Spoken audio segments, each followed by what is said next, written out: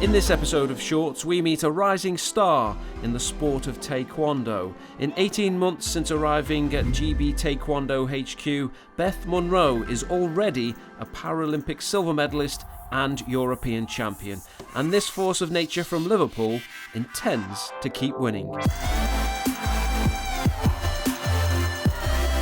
I've actually bagged a medal, regardless of the colour. I'm guaranteed one, and I was like, and it just gave me goosebumps. I was like, oh my God. And the fact that I'd made history, I didn't realise I'd made history till the next day. I read an article, it's like Beth Munro's made history, Paralympic Taekwondo, and I was like, oh, that is sick, that's going down in history. It was so surreal.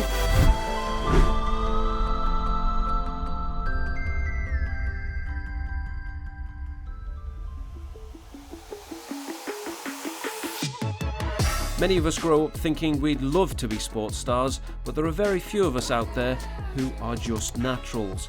Meet Beth Munro. She's played netball all her life, and it's the sport she excels in despite only having one hand. But then comes the plot twist, and the storyline ends with Beth, with no martial arts background, taking the Taekwondo world by storm. I joined an Intersport Para Series event in North Wales at the end of 2019, Paul, and it's just dominated my life since then. I got scouted by a company called Disability Sport Wales. A really nice guy called Anthony Hughes took me in and said, listen Beth, I could potentially get you a medal in the Paralympic Games, and I was like, shut the front door, are you being serious? And then he said, yeah, you'd need to come down to Cardiff once a month to train a bit, but would you be willing? So then I went down to Cardiff to train in javelin, Paul. We're not in a javelin centre. So I went down to train in javelin. Then my second month down there, Anthony goes, do you want to go and do a bit of Taekwondo, Beth? And I was like, I'm the most placid person you will ever meet. I'd never kicked or punched a person in my life. So mellow. But in I went and I fell in love with it, just kicking the pads. And then they obviously saw something in me. And at the end of 2020, GB asked to trial me. And then they contacted me in January and said, I'd been successful. Would you like to move to Manchester to join the team? And then I had 6 months to get the golden ticket to get to Tokyo. I've got so much more to learn, it is unreal. I'm not or nowhere near my peak. It's exciting, it's very exciting, but where can I be in 5 years? Beth now is doing well. So where will she be in 5 years' time?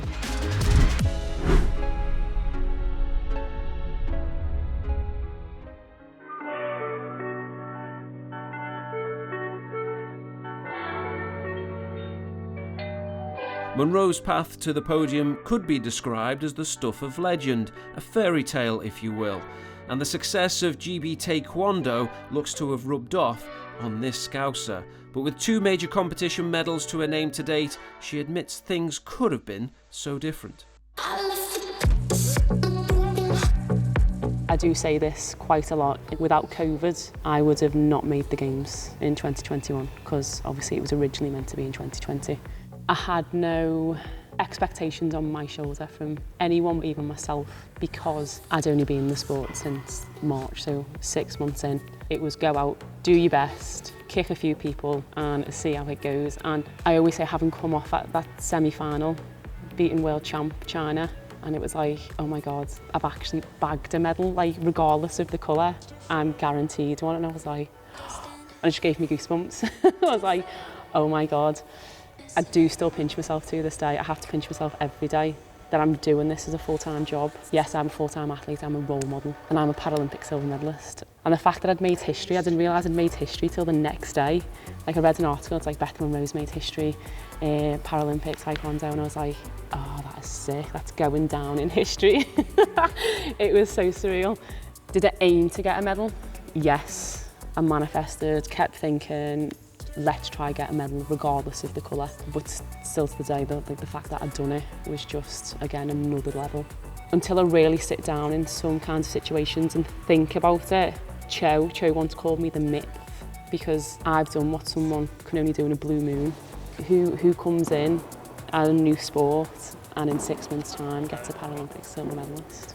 It is unheard of, but who's to say other people can't do it as well?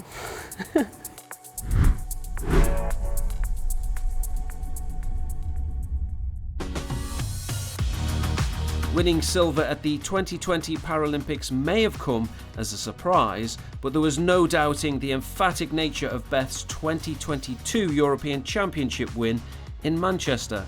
A dominant display in the final capped off her remarkable progress. And with all the struggles we've had during the COVID-19 pandemic, there were a number of firsts for this rising star.